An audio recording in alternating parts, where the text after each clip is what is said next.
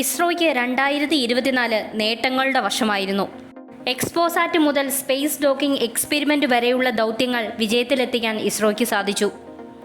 2024 ഇസ്രോയുടെ നേട്ടങ്ങളെക്കുറിച്ചുള്ളതാണ് ഈ വീഡിയോ. ഏവർക്കും സ്വാഗതം. 2024 ജനുവരി 1 ശ്രീഹരിക്കോട്ടയിലെ സതീഷ് ധവാൻ സ്പേസ് സെന്ററിൽ നിന്ന് PSLV C-58 റോക്കറ്റിലാണ് എക്സ്പോസാറ്റ് വിക്ഷേപിച്ചത്. എക്സ്റേ തരംഗങ്ങളിലൂടെ തമോഗർത്തങ്ങളെപ്പറ്റി പഠിക്കുകയാണ് ലക്ഷ്യം.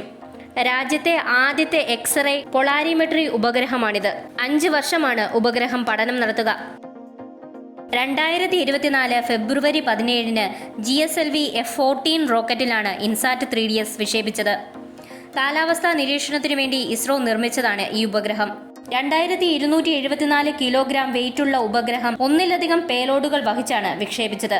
കാലാവസ്ഥാ പ്രവചനം, ദുരന്ത നിവാരണം എന്നിവയാണ് ഈ ഉപഗ്രഹത്തിന്റെ പ്രധാന ലക്ഷ്യം. 2034 വരെ ഈ ഉപഗ്രഹത്തിന്റെ സേവനം ലഭിക്കുമെന്നാണ് പ്രതീക്ഷിക്കുന്നത്. 2024 മാർച്ച് 22 കർണാടകയിലെ ചിത്രദുർഗയിലുള്ള എയറോനോട്ടിക്കൽ ടെസ്റ്റ് റേഞ്ചിലെ റൺവേയിലാണ് റീയൂസബിൾ ലോഞ്ച് വെഹിക്കിളിന്റെ ലാൻഡിംഗ് പരീക്ഷണം വിജയകരമായി പൂർത്തിയാക്കിയത്. ബഹിരാകാശത്ത് നിന്ന് തിരികെ എത്തുമ്പോഴുള്ള ലാൻഡിംഗ് പരീക്ഷണമായിരുന്നു ഇത്. വിക്ഷേപണത്തിന് ശേഷവും പുനരുപയോഗിക്കാം എന്നതാണ് ഇതിന്റെ പ്രത്യേകത. പുഷ്പക് എന്നാണ് RLVക്ക് പേര് നൽകിയിരിക്കുന്നത്.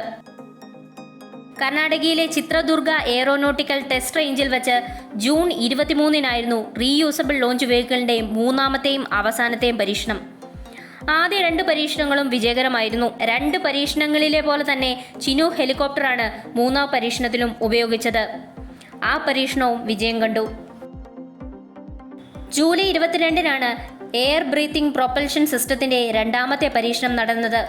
RH-560 സൗണ്ടിംഗ് റോക്കറ്റാണ് പരീക്ഷണത്തിനായി ഉപയോഗിച്ചത്. അന്തരീക്ഷ വായു വലിച്ചെടുത്ത് റോക്കറ്റുകൾക്ക് കുതിക്കാൻ കഴിയുന്ന സാങ്കേതിക വിദ്യയാണിത്. സൗണ്ടിംഗ് റോക്കറ്റിന്റെ ഇരുവശവുമായിട്ടാണ് എയർ ബ്രീത്തിംഗ് പ്രൊപ്പൽഷൻ സംവിധാനങ്ങൾ ഘടിപ്പിച്ചത്.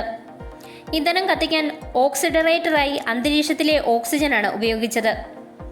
ഇത് റോക്കറ്റിന്റെ വെയിറ്റ് കുറയ്ക്കാനും കൂടുതൽ പേലോഡുകൾ വഹിക്കാനും സഹായിക്കുന്നു.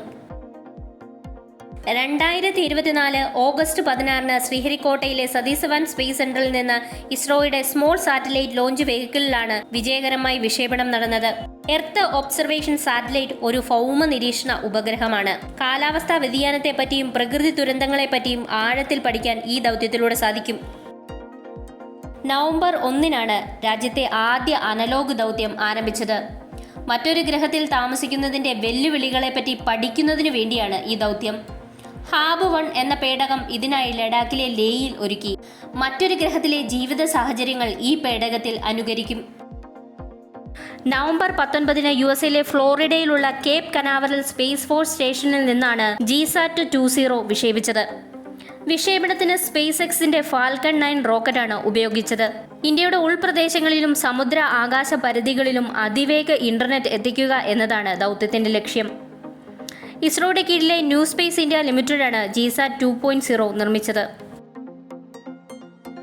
2024 ഡിസംബർ 5 ശ്രീഹരിക്കോട്ടയിലെ സതീഷ് ധവാൻ സ്പേസ് സെന്ററിൽ നിന്നാണ് യൂറോപ്യൻ സ്പേസ് ഏജൻസിയുടെ 2 റോക്കറ്റുകളെ വഹിച്ചുകൊണ്ടാണ് PSLV C-59 കുതിച്ചുയർന്നത്. കൊറോണോഗ്രാഫ്, ഒക്യൂൾട്ടർ എന്നീ 2 കൃത്രിമ ഉപഗ്രഹങ്ങളാണ് ദൗത്യത്തിലുള്ളത്. ന്യൂ സ്പേസ് ഇന്ത്യ ലിമിറ്റഡും യൂറോപ്യൻ സ്പേസ് ഏജൻസിയും സഹകരിച്ചാണ് ദൗത്യം. സൂര്യന്റെ ഏറ്റവും ബാഹ്യഭാഗത്തുള്ളതും ചൂടേറിയതുമായ കൊറോണയെപ്പറ്റി പഠിക്കുകയാണ് ദൗത്യത്തിന്റെ ലക്ഷ്യം. ഡിസംബർ 30 സ്പാഡക്സ് വിക്ഷേപിച്ചത്. സതീഷ് ധവാൻ സ്പേസ് സെന്ററിൽ നിന്ന് PSLV C-60 റോക്കറ്റിലാണ് വിക്ഷേപണം നടന്നത്. ചേസർ, ടാർഗറ്റ് എന്നീ ഉപഗ്രഹങ്ങളെ ഡോക്ക് ചെയ്യുകയാണ് ദൗത്യത്തിന്റെ ലക്ഷ്യം. 2024 ഇസ്രോയ്ക്ക് വിജയകരമായ ഒരുപാട് ദൗത്യങ്ങൾ ഉണ്ടായിരുന്നു. അതുപോലെ 2025 ഇസ്രോയ്ക്ക് വിജയകരമാകട്ടെ.